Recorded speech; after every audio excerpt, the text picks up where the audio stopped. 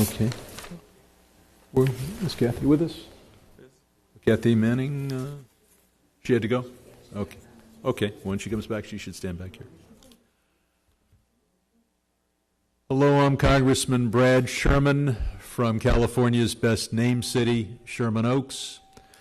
For 27 years, I've served on the Foreign Affairs Committee and been involved in these issues. I am the most senior Democrat on the Foreign Affairs Committee. Today, we bring home right here to Washington, D.C., the pain experienced by those in Israel who have been held hostage.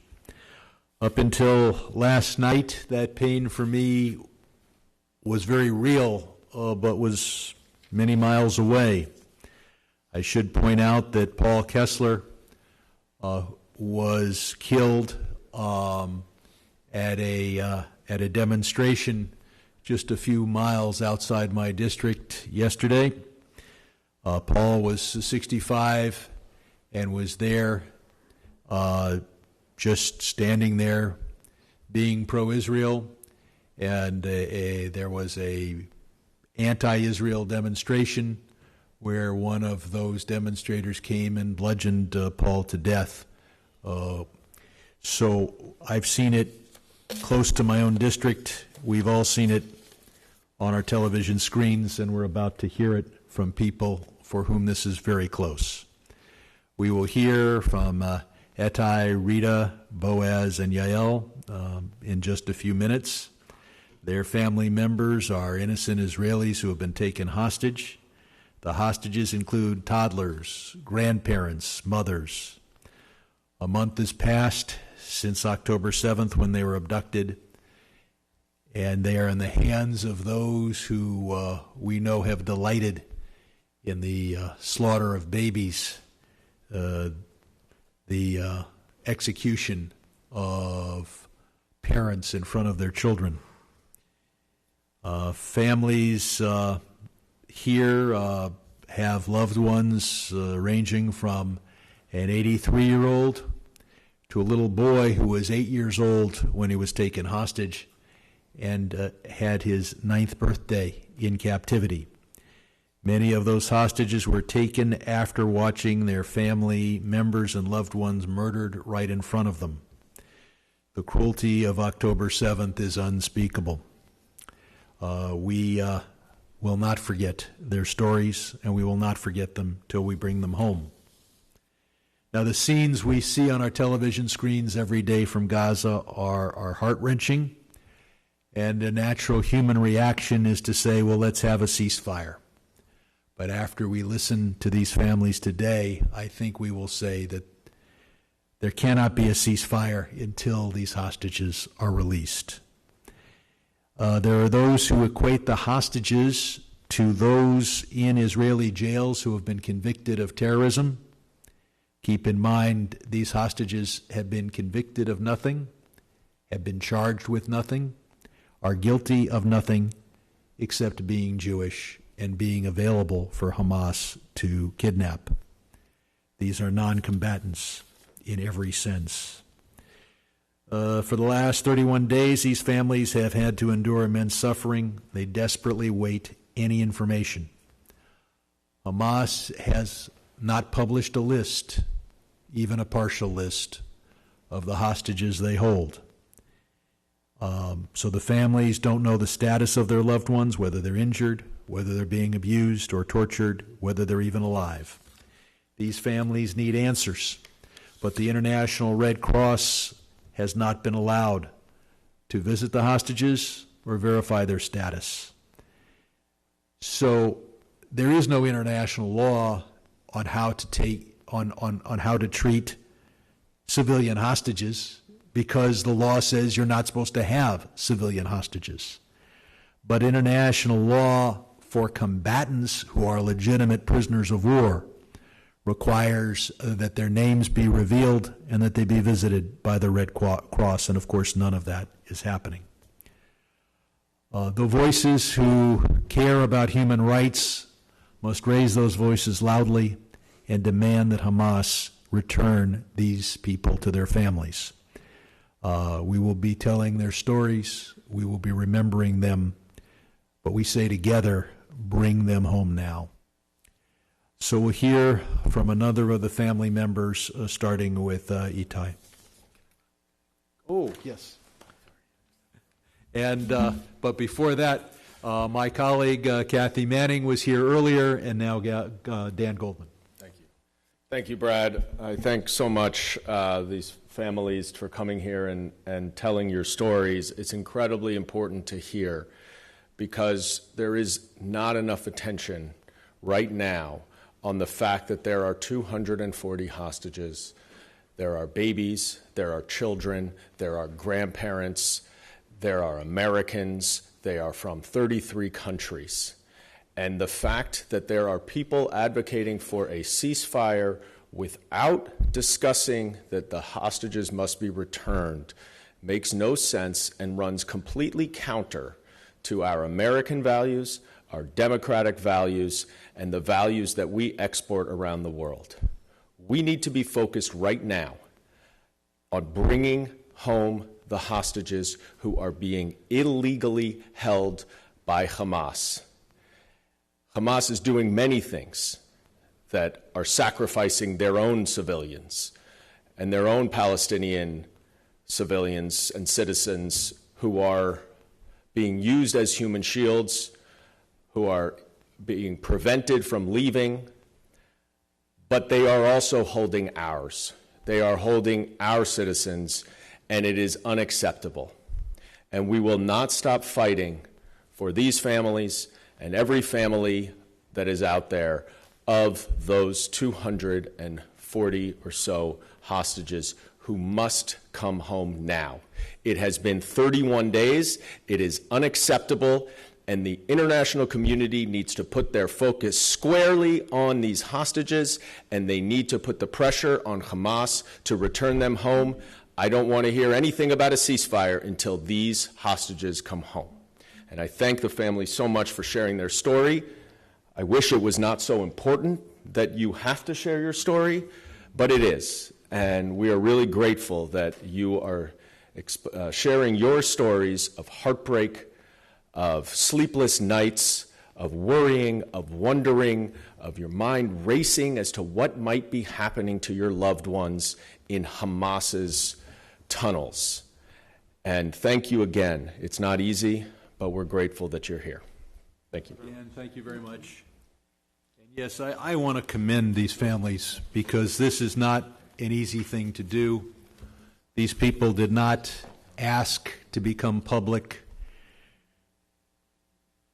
They're worried, they're scared, they're sad, and yet they've come up with the gumption to stand in front of a podium and talk to the press. Itai, please tell us your story. Yes. Thank you. Hello, my name is Itai. My uncle and aunt have been living in Kibbutz Nir Oz for almost 6 decades. These are them, Avram and Ruti. Avram is my grandpa's younger brother. They had a small family of a son and a daughter. Their son used to live in Kibbutz Nir Oz as well, in a different house, and he was murdered on October 7th. He was found shot to death in front of his house. His house was completely burned. On that weekend, their daughter came to visit the kibbutz for the Jewish holiday, for Simchat Torah, with her only son, their only grandson, Ohad, who, as mentioned before, was only 8 years old. The 4 of them found themselves in this horrible situation and this massive terror attack. The last thing we heard from them was from Ruti, my aunt. She was talking to her sister on the phone, and she was whispering that she can't talk because there are terrorists in the kibbutz. This was the last thing we heard from them. Later on, we found out that by 11 a.m. already, the 4 of them were geolocated in Gaza Strip. We don't know what their condition is, if they're alive or not, if they're getting medications, if they're getting any food, My uncle Avraham is not that healthy. He needs to use a cane to walk. All of them wear glasses. Avram needs to take medicine daily. The Red Cross isn't helping. We don't know, again, what their condition is. Ohad had a birthday 2 weeks ago, on October 23rd. He turned 9. He's a smart, sweet boy who plays soccer and tennis and is very lovable, and he shouldn't spend his 9th birthday in captivity. He should not be in captivity at all. No kid should, and no civilian should. They're all innocent civilians. Among the 241 hostages, there are over 30 kids. The youngest of them is only 10 months old. And again, we do not know the condition of any of them. Releasing them should be the top priority of the entire world. It should be the number one thing that everyone discusses. Anyone who believes in human rights, anyone who advocates for human rights, for humanity, for justice, should solve this issue. This is why we're here, and this is what we're calling the entire world to do, to bring them back home, and to bring them back home now. Thank you. I want to point out that those who want a ceasefire need to understand that as long as the hostages are held, no democratic government in Israel could possibly agree to a long-term ceasefire, not when these stories and so many others are known by the Israeli public. And I do want to commend Israel for having these brief humanitarian pauses, but a real ceasefire requires, at an absolute minimum, releasing the hostages. We now want to hear from Rita. Thank you for having us here. My name is Rita Lipschitz. I am from Kibbutz Nir Oz. I don't have a picture because I have 76 family members that Hamas took to Gaza, and 25% of my kibbutz is or murdered or being taken to Gaza. And every day I feel their hearts. My heart is beating so hard every day, and my thoughts are with them every day. They came to us in the morning. We got a message. Me by myself, I left the kibbutz Friday evening at 7 o'clock. My granddaughter was with me in the kibbutz for 8 days. And in the morning, I got a message, you need to get into the bomb shelter rooms. And I'm in charge of a whole group of elder people while the missiles are coming. So I was checking them up, telling them what to do and not to do. They were so scared. They were hearing the voices around their houses. We have 4 neighbors who's on the line.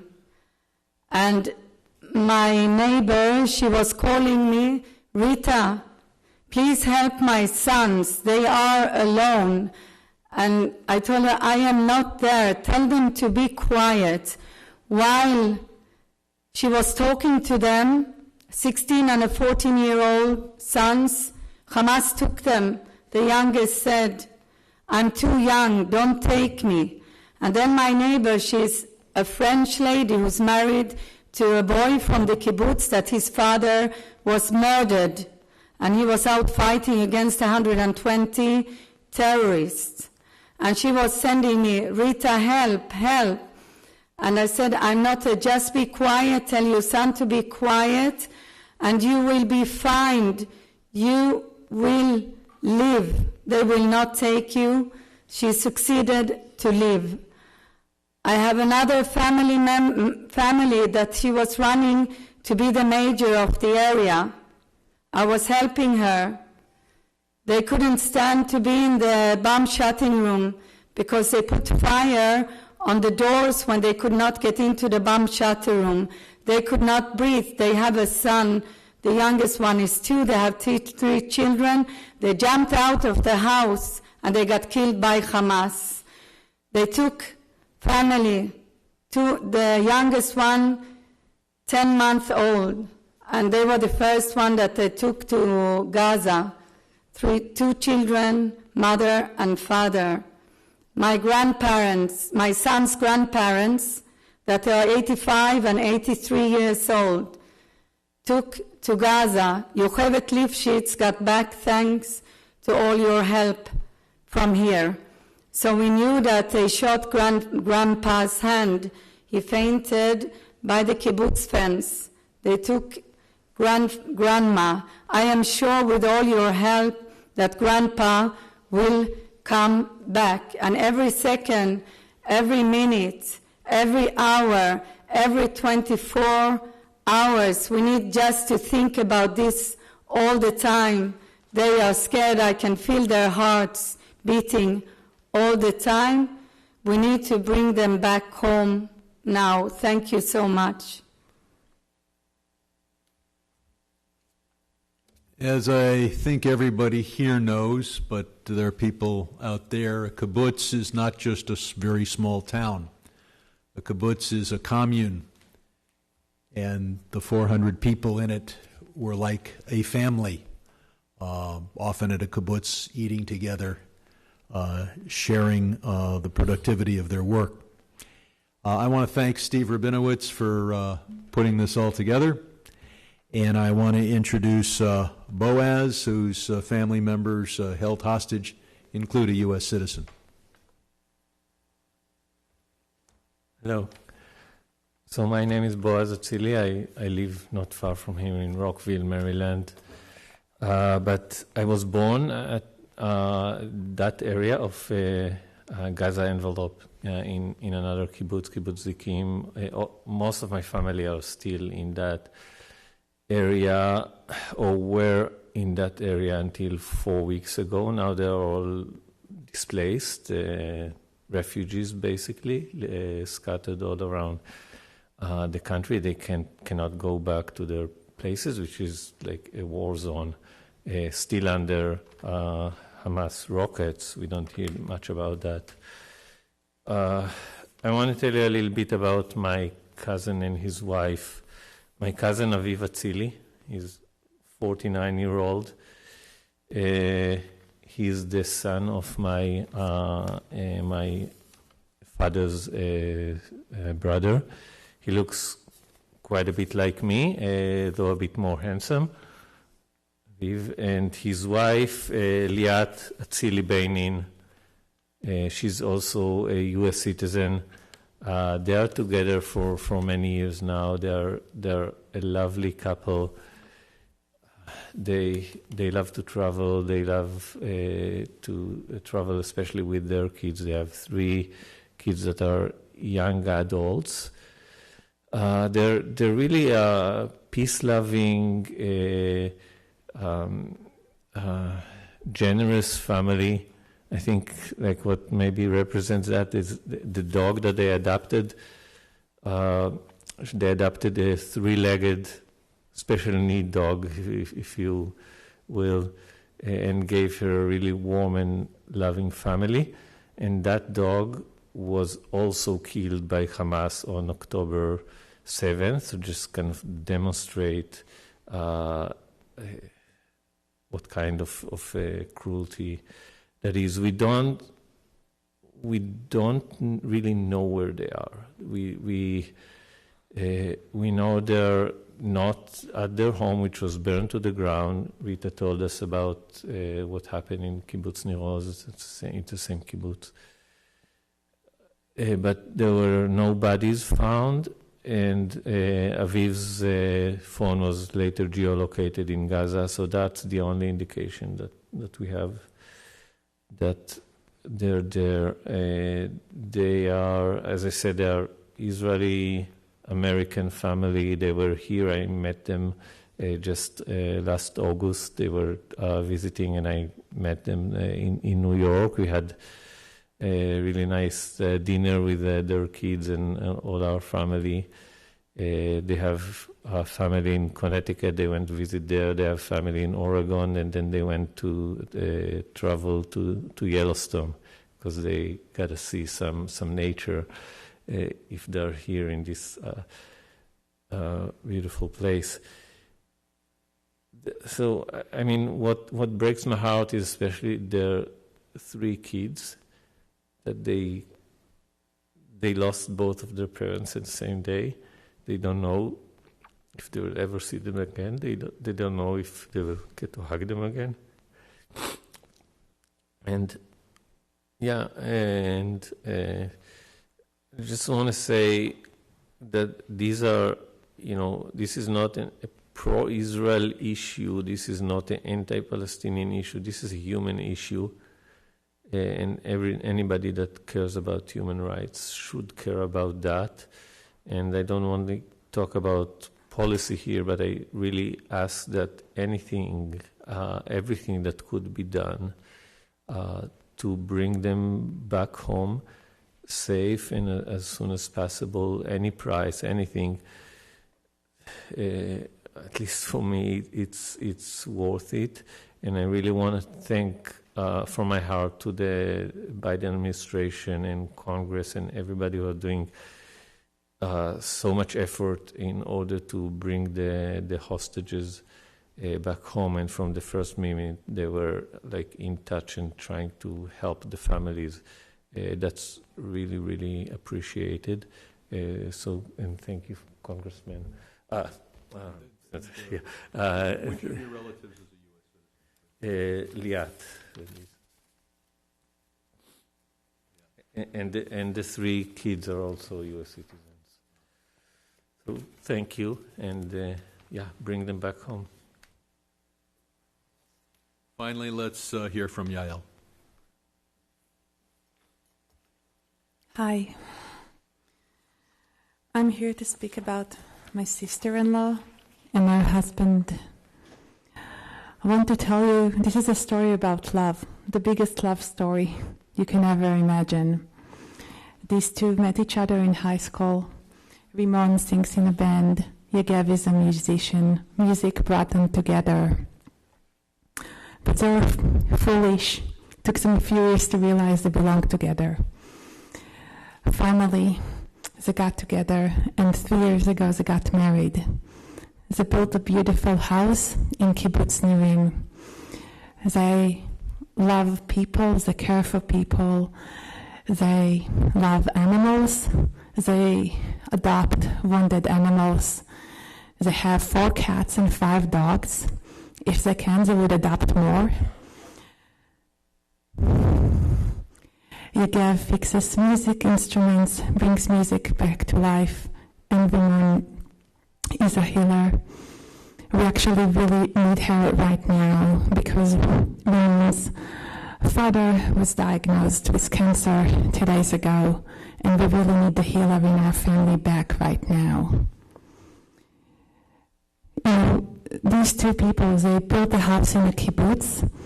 It's a very peaceful community. It's where you go to live when you love agriculture, when you love crops, when you want to bring food and flowers into the world. And on our kibbutz, there's actually a warehouse where we store food that goes for the Palestinian people.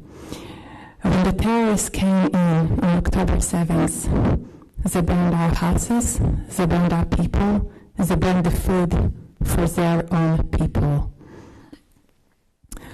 When people say this is a humanitarian crisis, this is a global crisis, I would like to emphasize there are more than 240 hostages. 138 of them have dual citizenship. They're coming from the US, from Thailand, from Argentina, France, Germany. This is a global humanitarian crisis that requires the global community to come together and release civilians that were captured in their home, in their pajamas, walking barefoot into Gaza. Thank you.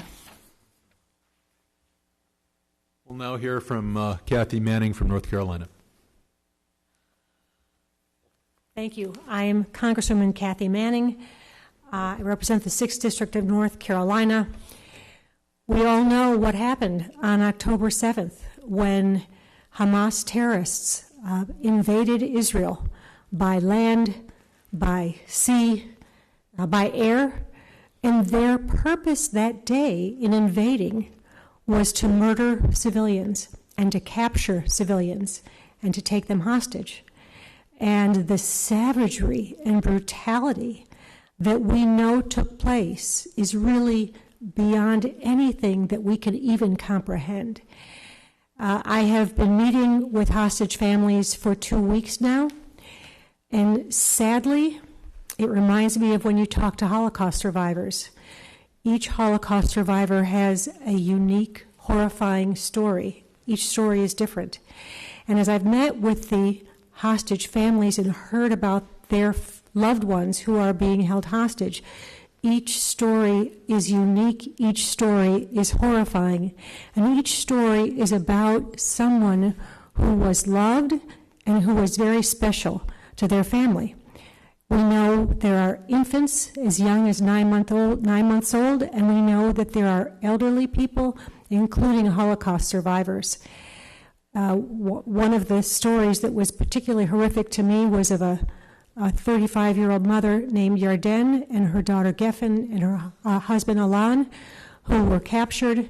They decided to jump off the truck they were thrown on to try to escape, and in making a choice that reminded me of what you heard about from Holocaust survivors, Yarden handed her 3-year-old daughter Geffen to her husband and said, "You can run faster, you go." And by sacrificing herself, she saved her 3-year-old daughter and her husband, and she has not been seen since then. Not only do we in Congress need to do everything we can to get the hostages back and to talk with everybody we can in the government, we need the terrorists to allow the International Red Cross to go in and confirm that these people are being held and confirm their condition. I myself will continue to do everything I can to raise this issue. I want to thank all of the families who are here today, because it has got to be excruciating to come to another country and tell your story over and over and over and relive the nightmare. But I think it's critically important with everything that's going on that we don't lose sight of the fact that these are human beings who are being held against their will, and they need to do everything they can to keep these stories alive. I'm going to end by just holding up this poster that was provided to me of the hostage, the people that we know are being held hostage. And if you look at these faces, babies, teenagers, middle-aged people, to people from my state of North Carolina, elderly.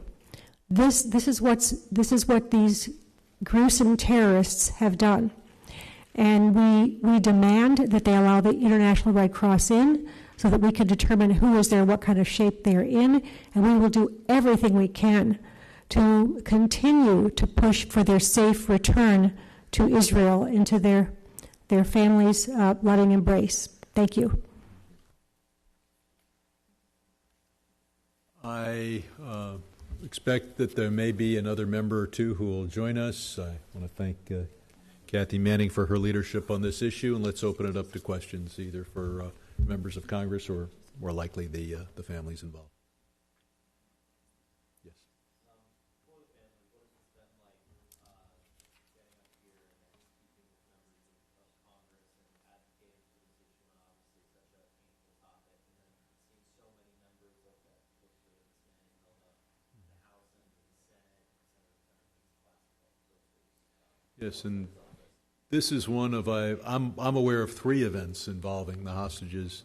My colleague Jared Moskowitz did a roundtable that I believe was closed to the press, and of course Republican House members did an event early this morning. So we in the House are certainly hearing about the hostages from their loved ones, and I'd like to have the families address your question.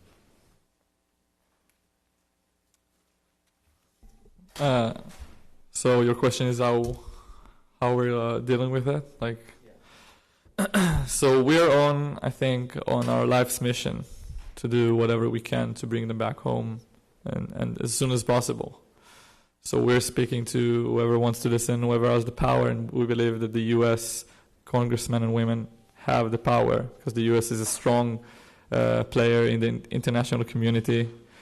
And like the U.S. Administration helped with the release of 2 hostages, we believe it is able to do it again with the other 241 who are still there. And it is difficult for us to do it, but we don't have a choice. We think of our loved ones who are held over there, probably in dark tunnels, probably not getting enough food, if any. And nothing we feel is even compared to what they feel. This is our obligation. And behind every person that you saw in the photo, it's not just one family member who's standing here. There's dozens of family members behind every picture on that poster. And I think, again, this is just our moral obligation to do so for our families, for everyone's families. There are some families who have been taken altogether, and they don't have any other family in Israel or around the world, so it's our obligation to speak on their behalf as well.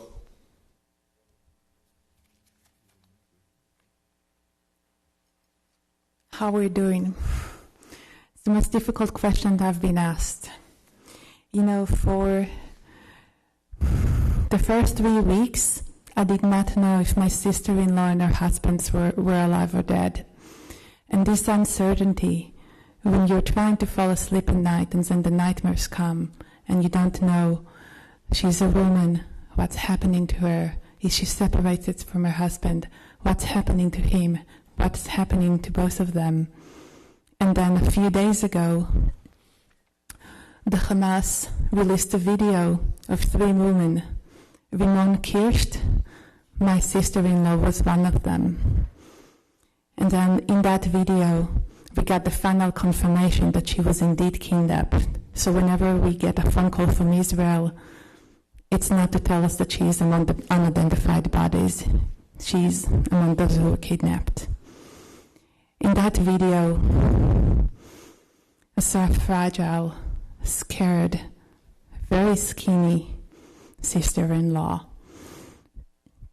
And one thing that I want you to notice, we're speaking about humanitarian aid. In this picture, where she's alive and well, and she has some, flesh in her bones, she's also wearing glasses. In the video that Hamas released, she was not wearing glasses. So for the past 31 days, she was not able to see. And I'm able to see all of you right now. If I take my glasses off, you're just a blur. And when we speak about humanitarian aid, this is humanitarian aid for people to be able to see. People with asthma need to be able to breathe. Babies need formula. People need heart medicine, and so many more. There's a list we passed to the Red Cross. It never got to them. The Red Cross does not see the hostages. And I want to tell you one other thing about how we're doing.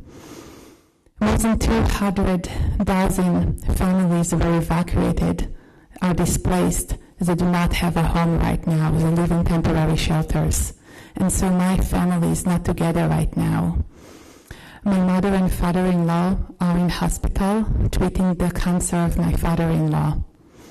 My mother-in-law is alone in the hospital with her husband, and she's thinking about her children. She has 1 child in Gaza, 1 child that was evacuated to the Dead Sea and needs to take care of 3 babies, all under 3. So she's not able to be with her mother in hospital. And then another child here in the United States coming to speak with you all to ask for your help and plea that you bring our loved ones back. Like I told you before, a kibbutz, all we are a big family. We are 300 left, and people are broken. They are thinking about their family members that are in Hamas. All the funerals that we are going through, the first 2 weeks, it was like a shock. You want to wake up from a terror movie. And then started all the funerals, and in Israel you sit Shiva for 7 days. And when we got into we are living in Eilat now, in a hotel. We go into the dining room, and before we go into the dining room, it's like there is a menu, but instead of a menu, there is pictures of our family members, where their funeral is, and who is going to that funeral, because we cannot go to all funerals because some of the funerals are in the same day. So I am a strong person. I'm strong for all the 300 people, which is 200 in Eilat and almost 100 in Gaza. I am staying strong for them, helping them, hugging them, and trying to find a way to get my 76 family members back. And we are a kibbutz that was one of the most beautiful kibbutzes in the area. We have a lot of feasts together, parties together, and we love to be together. And now we have this sadness, and we are all fighting for getting our family members back. Thank you.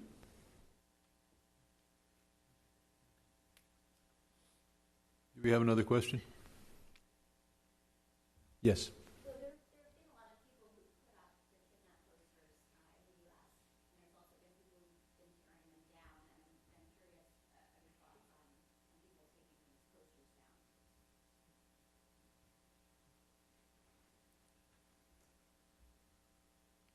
down. So there's a lot of politics going around that.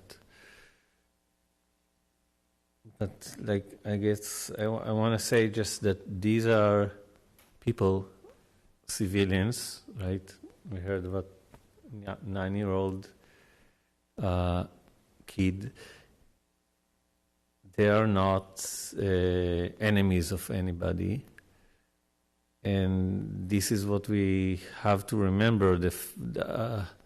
The suffer of these civilians doesn't negate anybody else's suffering, and regardless of the political and policy solution that will happen, these are innocent people that were taken from their home on purpose to a hostile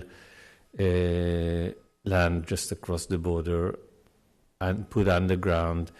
And we don't know how they're treated. Well, we know the few that we see that they are scared and thin and that. So, like, I want to believe that the people who tear these posters down, they are just ignorant and don't know what we're talking about. But these are human beings, and tearing down a poster of a child who's been abducted and is held hostage doesn't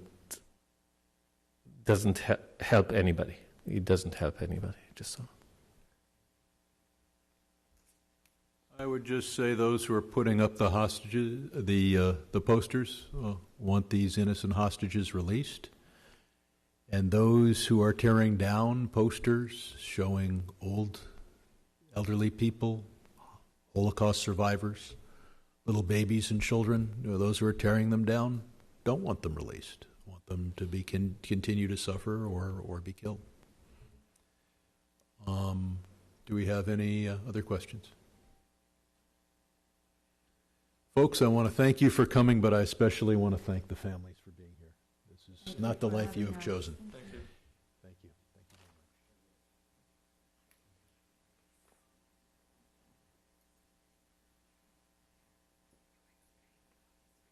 much. It's a dark side like in the army, and it says in Hebrew, our heart, bring them home, but here it says our heart is captured in Gaza.